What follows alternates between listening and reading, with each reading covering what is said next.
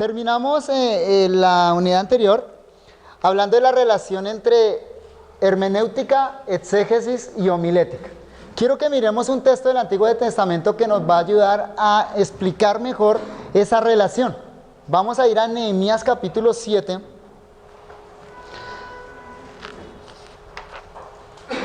Nehemías capítulo 7 y vamos a leer desde el versículo 73, la segunda parte. Ahí donde comienza el párrafo en su Biblia, Reina Valera, en la mitad del versículo. Vamos a leer hasta el capítulo 8, versículo 9.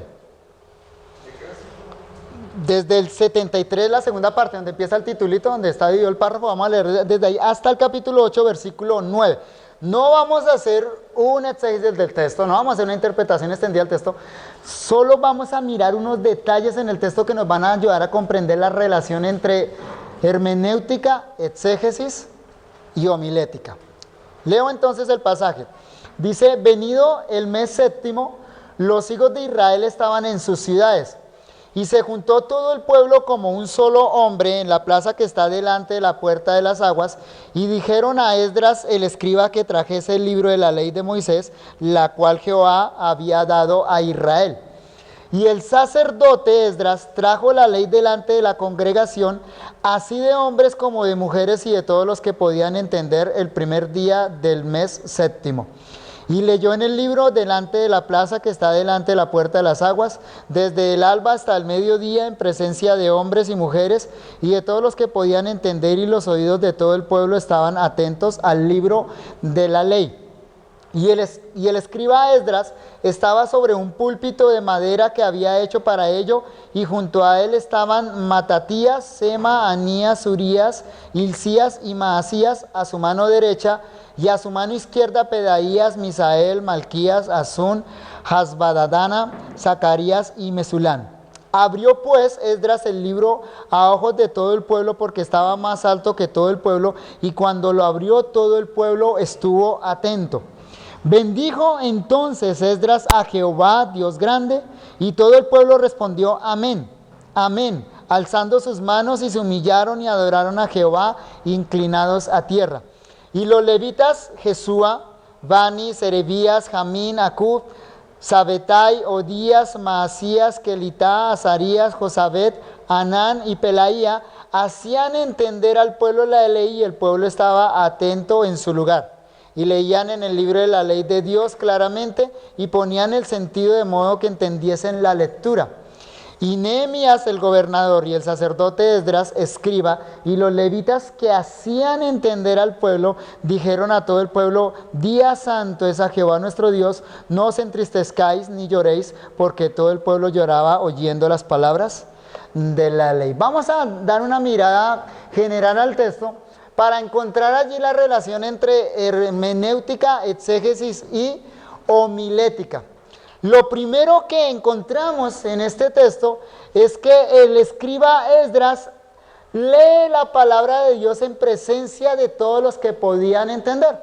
Note el versículo 3 del capítulo 8. Y leyó en el libro delante de la plaza que está delante de la puerta de las aguas, desde el alba hasta el mediodía, en presencia de hombres y mujeres y de todos los que podían entender, y los oídos de todo el pueblo estaban atentos al libro de la ley. Lo que está leyendo Esdras es el libro de la ley, es decir, la palabra de Dios para ese entonces, los libros que estaban recopilados en ese momento.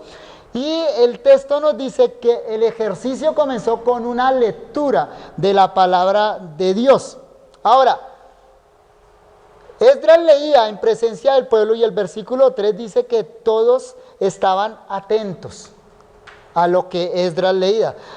La palabra ahí, utilizada para estar atentos, es una palabra hebrea, de la raíz bin en hebreo, que significa considerar o comprender. Es decir, todos los que estaban allá escuchando a Esdras estaban ejercitando sus capacidades racionales para poder entender lo que él decía. Por lo tanto, entonces, lo que vemos acá es que el pueblo estaba haciendo un ejercicio hermenéutico básico. ¿Cuál era el ejercicio hermenéutico básico del pueblo en ese momento? Era Esdras lee y ellos estaban tratando de entender, estaban poniendo todo su esfuerzo, toda su capacidad mental para comprender lo que Esdras estaba leyendo. Mientras Esdras leía, el pueblo trataba de entender, es decir, estaban interpretando lo que Esdras decía. Porque si simplemente abren los oídos y oyen lo que Esdras lee, pues eso no necesita el ejercicio de entendimiento.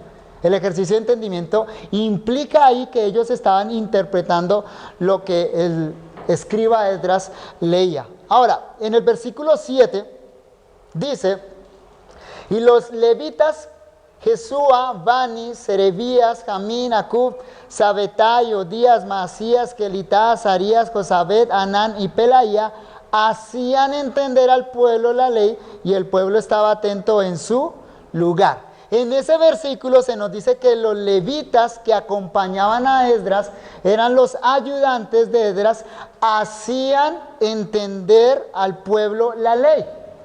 Ahora, lo interesante es que esa expresión, hacían entender, es la misma palabra hebrea, la misma raíz hebrea que se utilizó anteriormente para decir que ellos entendían, trataban de entender.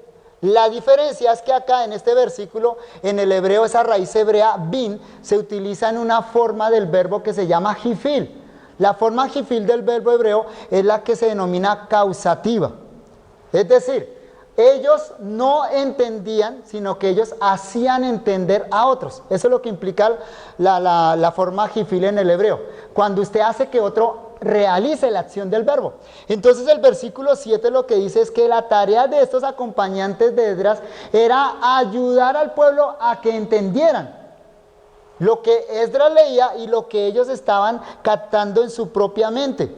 Eso quiere decir que estos ayudantes de Esdras no solo interpretaban para ellos, sino que interpretaban para los otros. Noten el ejercicio, el pueblo cada uno escuchaba, pero interpretaba para sí. Cada uno lo que oía lo estaba interpretando. Pero ahora estos hacen un ejercicio comunitario, un ejercicio colectivo, y es ayudar al pueblo para que entiendan el mensaje. Aquí vemos una indicación del ejercicio exegético. Ya no hermenéutico, sino exegético, que para ese contexto particular, para esta época particular en que Esdras leía la palabra de Dios, implicaba traducir lo que Esdras leía en hebreo al arameo. Recuerden que estamos aquí en la época del destierro, posterior al destierro, perdón. Estamos ya después del exilio. Este es el pueblo que ha retornado de los exilios. Cuando el pueblo judío fue llevado de su tierra a Babilonia y a Siria, ellos hablaban el idioma hebreo y las sagradas escrituras se escribieron en el idioma hebreo. El libro de la ley de Moisés estaba en el idioma hebreo. Pero una vez ellos están en el destierro, echan raíces allá, nacen nuevas generaciones porque duran por lo menos 70 años en el destierro, de manera que las nuevas generaciones que nacen en el destierro ya olvidan su lengua materna, ya no hablan el hebreo, ellos entonces ahora hablan es el idioma de Babilonia, el idioma arameo. Ese es el idioma que hablan. Cuando ellos retornan entonces a la tierra de Israel, bajo la guía de Esdras y otros, ellos ya no hablan ese idioma. De manera que Esdras aquí está leyendo la palabra en hebreo, el pueblo trata de entender, pero su entendimiento es básico, porque hebreo y arameo son de idiomas parientes, son dos idiomas parecidos, ¿sí? Para esa época probablemente ya habían asimilado el mismo tipo de escritura, pero es como tratar de entender a alguien que le hable a usted en portugués. Usted va a captar de parte del mensaje, pero lo profundo del mensaje, la mayoría del mensaje le va a quedar a usted por las nubes, no lo va a entender. Eso es lo que sucede allí. Entonces, ¿cuál era la tarea de esos acompañantes de Esdras? La tarea de ellos era por grupos, de acuerdo a lo que da a entender el texto, por grupos empezaban a traducirlo al arameo, a la lengua que ellos ahora hablaban. Y eso entonces es la tarea exegética, es ponerle el sentido claro al texto para que ellos pudieran entenderlo. El siguiente versículo, o sea, el versículo 8, añade unas características más de lo que sucedía allá con otros verbos hebreos. Dice el versículo 8, y leían en el libro de la ley de Dios claramente y ponían el sentido de modo que entendiesen la lectura. Si nota el ejercicio exegético allá, miren los 3 verbos que se utilizan. Dice, y leían en el libro de la ley de Dios claramente. Esa palabra que ahí es adverbio en español, en el idioma hebreo es un verbo. Ahorita lo explico. El segundo verbo es y ponían el sentido. El mismo bin que vimos anteriormente. De modo que entendiesen la lectura. O sea, la finalidad de este ejercicio, ¿cuál era? Que el pueblo pudiera entender lo que Esdras estaba leyendo en el original hebreo. La palabra claramente, como les indiqué, es en realidad un verbo en el original hebreo y se puede traducir aclarando. O sea, el versículo 8, la primera parte, podríamos traducirlo así. Y leían en el libro de la ley de Dios aclarando. Aclarando. O sea, la gente estaba entendiendo, pero hasta un punto necesitan mayor claridad. Y ellos lo que hacían era aclarando. Ahora, esa expresión aclarando se explica por el resto del versículo. ¿Cómo es que ellos aclaraban el mensaje? Entonces, la siguiente cláusula dice, y ponían el sentido, donde la palabra sentido es el hebreo shekel, que significa comprensión, significado o prudencia. Ponían el sentido, es decir, ayudaban a comprender, ayudaban a que pudieran entender el significado del texto. Ponían, en otras palabras, al alcance del pueblo de Dios la palabra de Dios, lo cual concuerda con nuestra definición de homilética. Entonces, para resumir, ¿qué es lo que vemos acá en este texto? Primero, Esdras lee, el pueblo escucha a Esdras, pero a la vez que Esdras está leyendo, ellos están interpretando lo que alcanzan a entender. Eso es hermenéutica. Siempre leemos haciendo hermenéutica, siempre escuchamos interpretando. Acto seguido, los acompañantes de Esdras empiezan a colocar ese mensaje original en hebreo, a ponerlo en arameo, de manera que la gente pueda entender. El ejercicio que hace es aclarar, dando el sentido al texto. Eso es hermenéutica. Y finalmente, el pueblo entonces podía entender el mensaje. Eso es homilética. Homilética. De manera que tenemos en este texto que el pueblo interpretaba lo que Esdras leía, pero que los levitas hacían un análisis más cuidadoso para poder traducir el texto y finalmente darle su verdadero sentido, clarificándolo así al pueblo. Eso es lo que vemos que sucede en este texto. Y es importante no pasar de este texto sin resaltar 2 detalles más, que tienen que ver con el ejercicio hermenéutico. El primer detalle es que la lectura, interpretación y predicación de la palabra de Dios es más que un simple ejercicio intelectual. Note el versículo 6. Versículo 6 dice, bendijo entonces Esdras a Jehová, Dios grande, y todo el pueblo respondió, amén, amén, alzando sus manos, y se humillaron y adoraron a Jehová, inclinados a tierra. Es decir, ¿qué es lo que sucede alrededor de todo este ejercicio hermenéutico? ¿Es simplemente un ejercicio académico? No, lo que nos deja ver el versículo 6 es que la hermenéutica bíblica es un ejercicio espiritual, además de intelectual. Hubo un efecto espiritual sobre el pueblo. Debemos entonces tener cuidado de dejar la hermenéutica y la exégesis simplemente como un ejercicio académico. Mucha gente aprende la hermenéutica y la exégesis solo para hacer un ejercicio académico, para escribir artículos especializados o para hacer exégesis de textos. Pero eso no es lo que vemos en este texto. Hay una implicación espiritual en la hermenéutica. Y segundo, el resultado de todo ese ejercicio aparece en el versículo 9. Versículo 9 dice, y Nehemías el gobernador y el sacerdote Esdras, escriba, y los levitas que hacían entender al pueblo, dijeron a todo el pueblo, día santo es a Jehová nuestro Dios, no os entristezcáis ni lloréis, porque todo el pueblo lloraba oyendo las palabras de la ley. Es decir, ¿qué sucedió cuando entendieron? Lloraron, se humillaron. No sabemos qué porción de la ley leyeron, pero lo que sabemos es que esa lectura, interpretación y comprensión los llevó a una humillación delante de Dios. ¿Sí nota dónde culmina el ejercicio hermenéutico acá?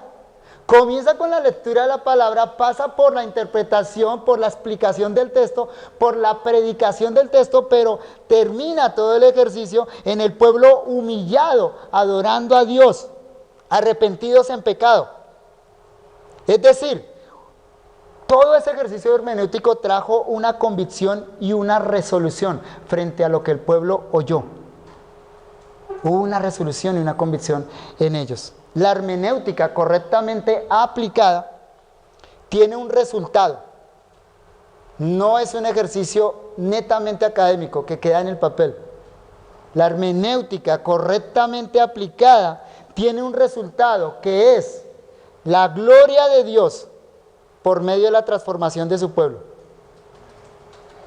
Después vamos a volver sobre esto, pero dejemos la idea aquí plasmada de una vez.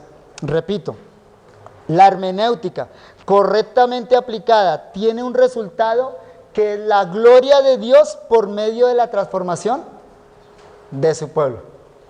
En otras palabras, pensemos en esto. ¿Cuándo usted puede decir que terminó el ejercicio hermenéutico? ¿Cuando hizo la exégesis? ¿Cerró el documento? No. Cuando hay una transformación en su vida y en la vida que los oye. Por eso, hermenéutica y exégesis no se puede separar de homilética. Las tres están juntas. Debemos entenderlo eso. Porque cuando se separan, entonces ahí aparecen problemas. Ahorita mencioné uno de ellos. Gente que estudia la Biblia solo académicamente. Pero no estudiamos la Biblia simplemente académicamente. Si ese es nuestro sentir, entonces estamos muy equivocados. Estamos lejos de lo que la Biblia enseña de lo que es hermenéutica y exégesis. Pero lastimosamente hay gente que aprende hermenéutica y exégesis y están metidos simplemente en su oficina haciendo artículos académicos. Eso no es hermenéutica bíblica, porque la hermenéutica bíblica lleva a la transformación de la vida y a transformación de la vida de otros. Noten que ese ejercicio acá fue comunitario. O sea, ¿para qué se estudia la Biblia? ¿Para qué se hace hermenéutica y se hace exégesis? Es para predicar la palabra. Para eso lo hacemos. Nos la predicamos primero a nosotros y luego a otros. Pero la palabra se estudia para ser predicada. Pero no entender esa relación entre exégesis, hermenéutica, exégesis y homilética puede llevarnos por caminos equivocados que producen grandes males, además del que acabo de mencionar. Por ejemplo, algunos, al no entender esta relación entre hermenéutica, exégesis y homilética, llevan la exégesis tal cual al púlpito. Yo lo he escuchado. Yo he escuchado predicaciones en la iglesia que son simple ejercicio académico, explicaciones de términos, explicaciones de significados, explicaciones de contextos. La mayoría de la gente sale admirada del conocimiento del predicador, pero sin ningún tipo de entendimiento.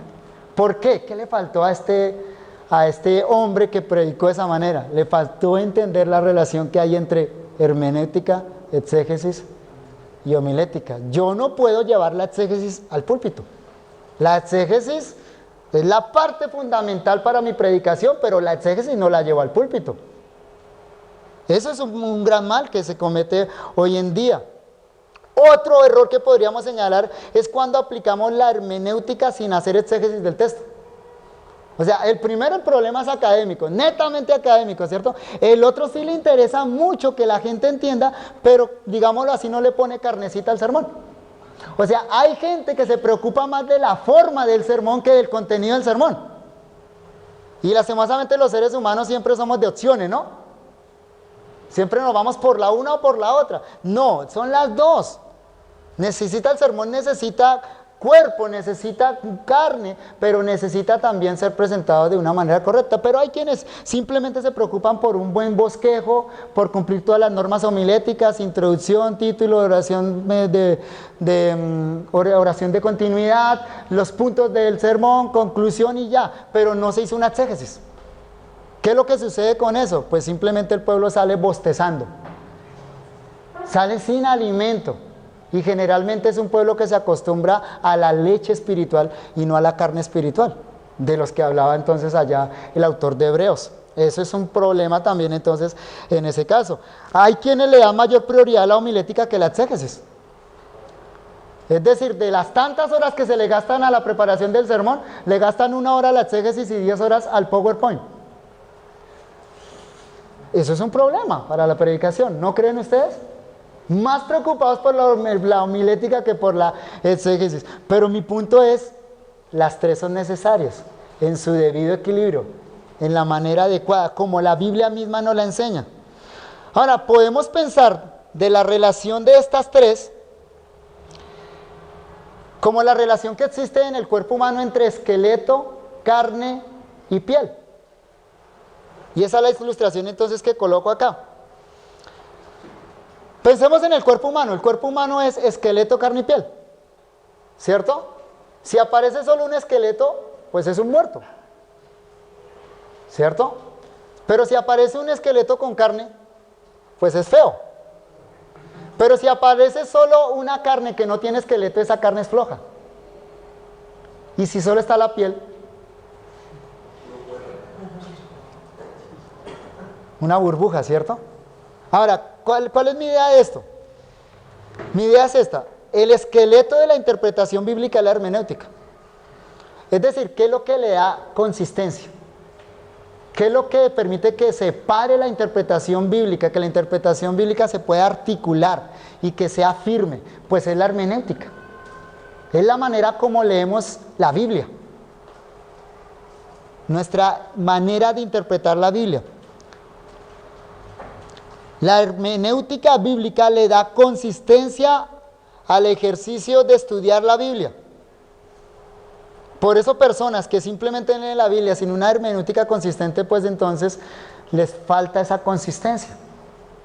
Tienen buenas ideas, pero nada firme. La carne es la exégesis. Es decir, provee un contenido firme y el alimento grueso del sermón. Recubre los huesos, dándole relleno, dándole el alimento. Gran parte del alimento del sermón es la exégesis. Solo que tenga cuidado, no lleve la exégesis tal cual al púlpito. Va a matar a su gente.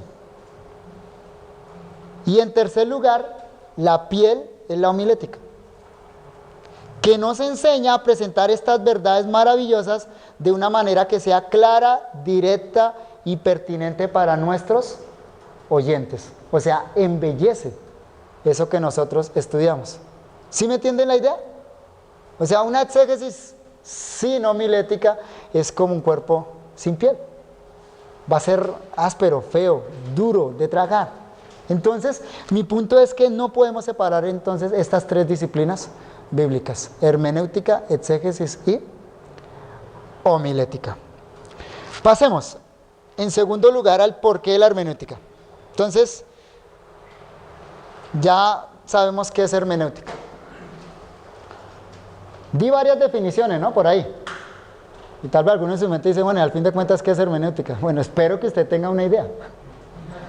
Porque es que hermenéutica implica todo lo que dije anteriormente.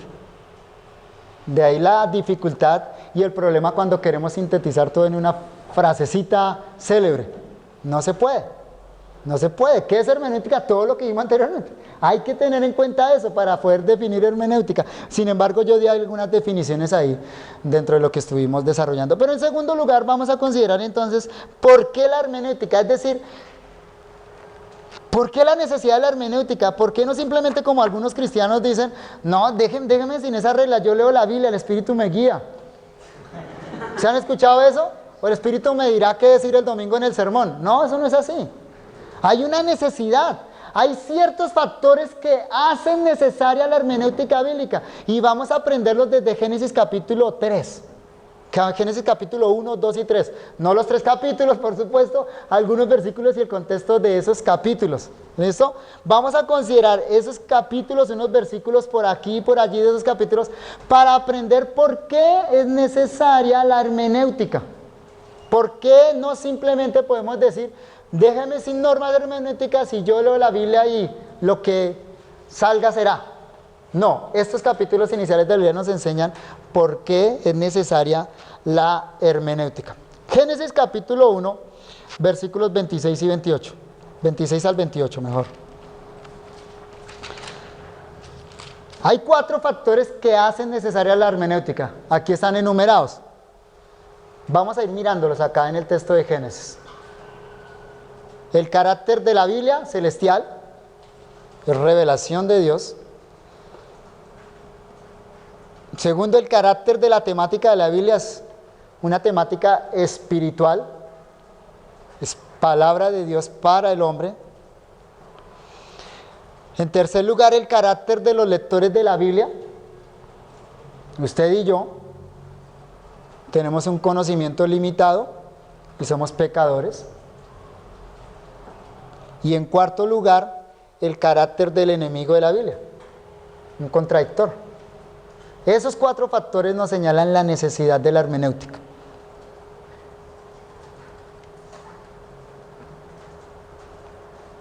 Voy a esperar que los copien, si no, no están atentos acá.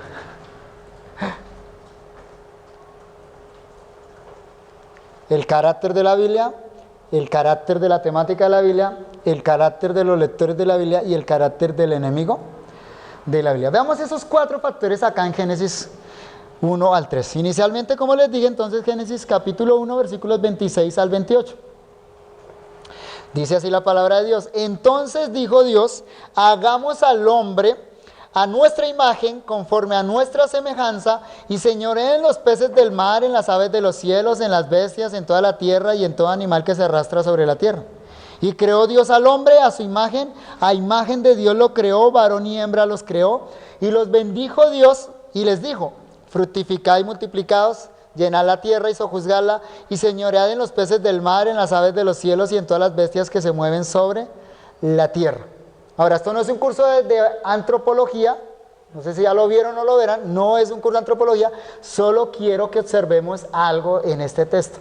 ¿Cómo es que Dios crea al hombre?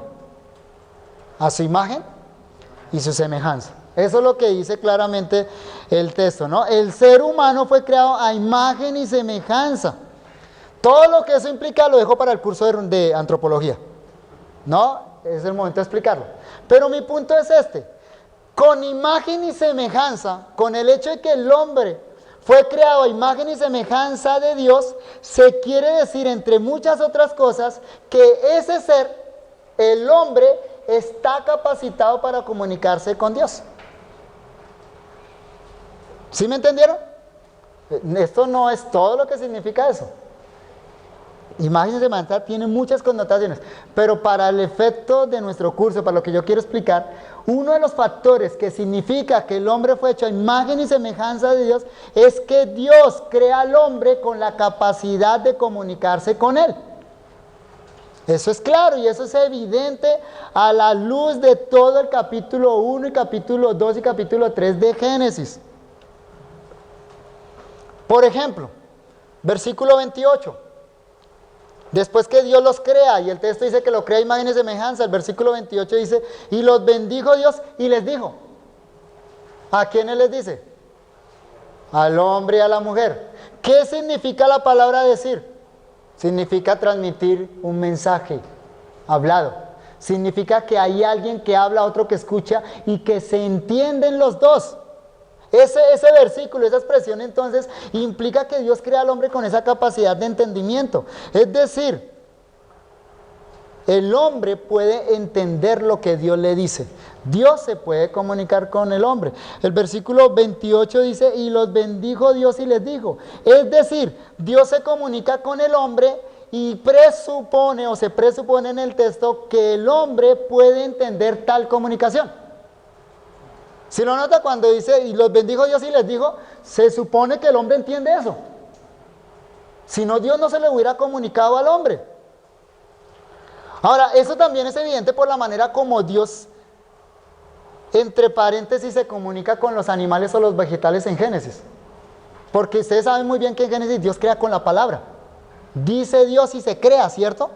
O sea, en Génesis vemos a Dios hablando. Pero mire cómo es que Dios se comunica con la vegetación o con los animales. Versículo 11, ahí en Génesis capítulo 1. Después dijo Dios, produzca la tierra hierba verde, hierba que dé semilla, árbol de fruto que dé fruto según su género, que su semilla esté en él sobre la tierra, y fue así. ¿Cómo se comunicó Dios con el mundo vegetal? Por medio de una orden. Pero les dice, igual que en el versículo anterior, no, acá no hay una orden para el mundo vegetal, simplemente el versículo dice, y después dijo Dios, es decir, es el acto creativo de Dios por medio de su palabra. Dios dice y entonces el mundo vegetal viene a existencia. Simplemente da un mandato, crea, pero no se comunica. Ahora, note lo que sucede con los animales en el versículo 22. Dice, versículo 22, y Dios los bendijo a los animales, al mundo animal dice, y Dios los bendijo diciendo, fructificad y multiplicaos y llenad las aguas en los mares y multiplíquese en las aves en la tierra. Muy parecido a lo que leímos en el versículo 28, ¿no? Pero hay una diferencia fundamental, que reproduce fielmente el texto hebreo. Hay una diferencia. ¿Sí la notaron? Ajá. ¿Cómo se ve eso ahí? No hay respuesta del animal. Claro. Pero no solo eso, por supuesto, sino la manera como Dios se comunica. ¿Sí lo nota? Versículo 28. Y los bendijo Dios y les dijo. Versículo 22. Y Dios los bendijo diciendo. Son casi las mismas palabras. Y en hebreo, usted las cuenta, son las mismas cantidad de palabras con las mismas raíces hebreas. Pero esta forma en el versículo 22 es una forma participia.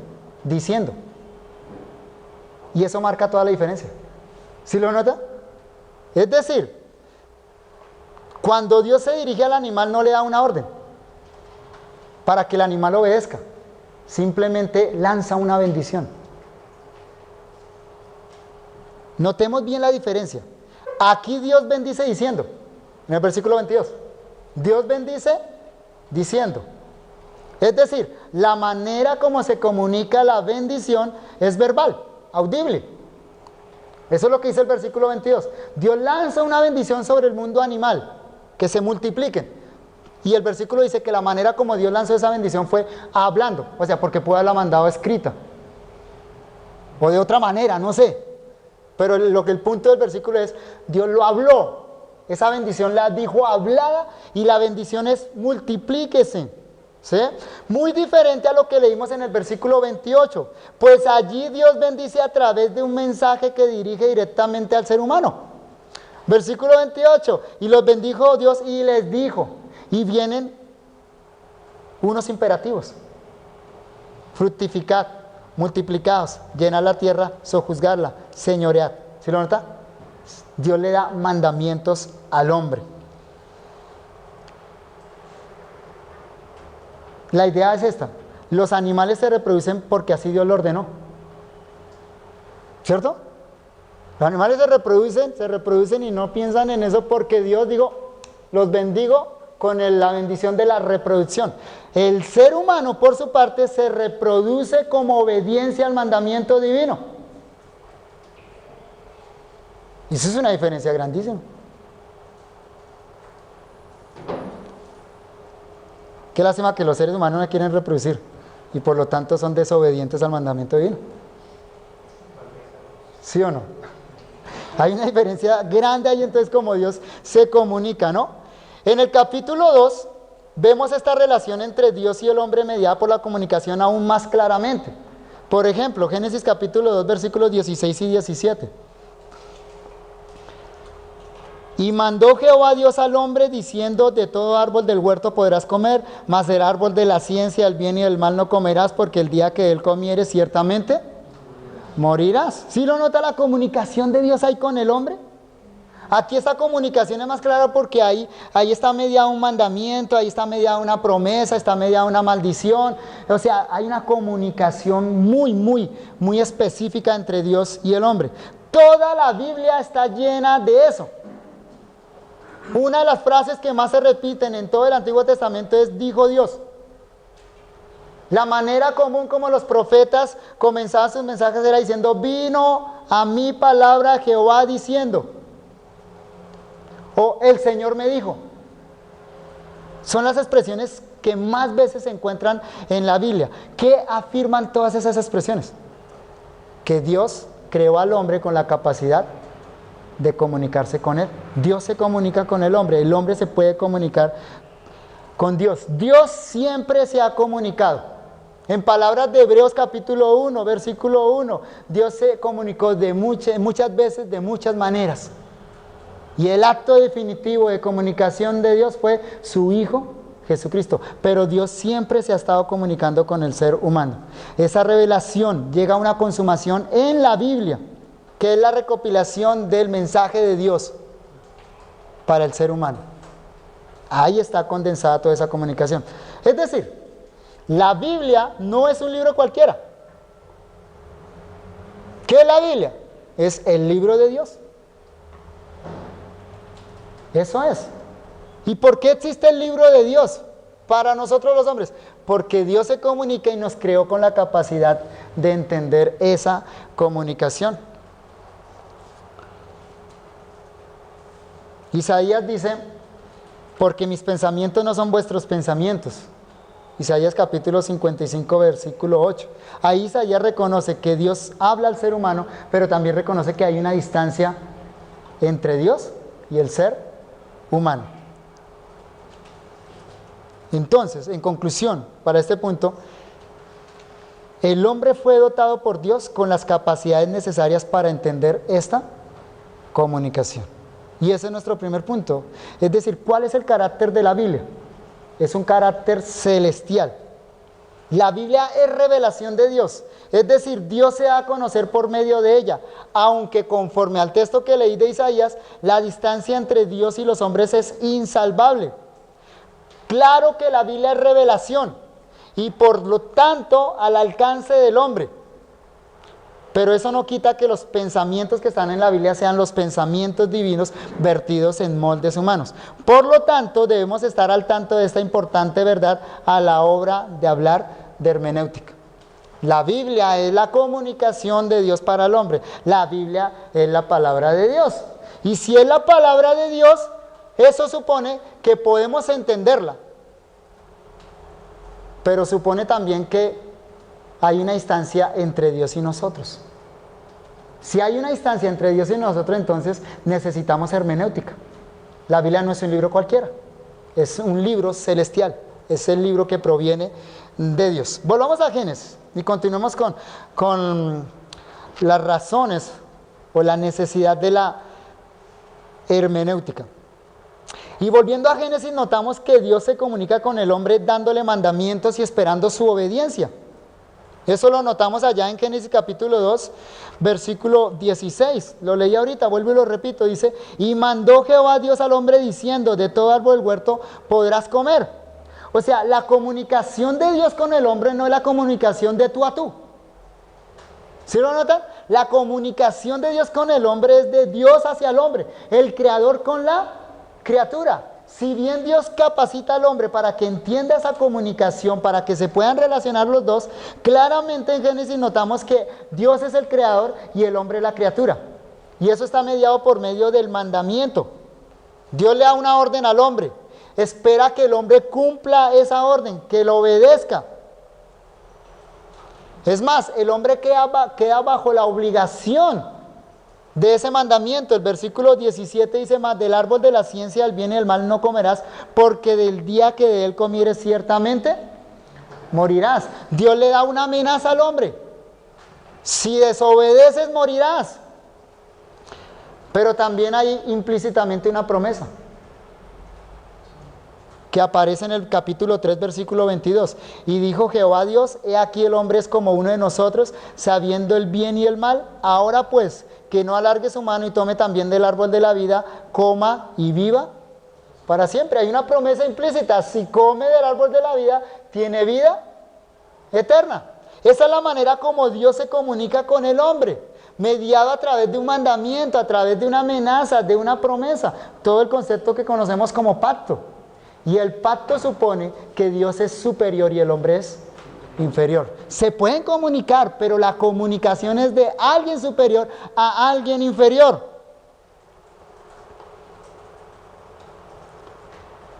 Es claro entonces que aquí hay una relación de dependencia, de obediencia. Dios no habla con Adán de tú a tú, sino habla como Él, siendo el creador y el hombre la criatura. Y eso quiere decir que la Biblia es por excelencia un libro espiritual. La Biblia es por excelencia un libro espiritual.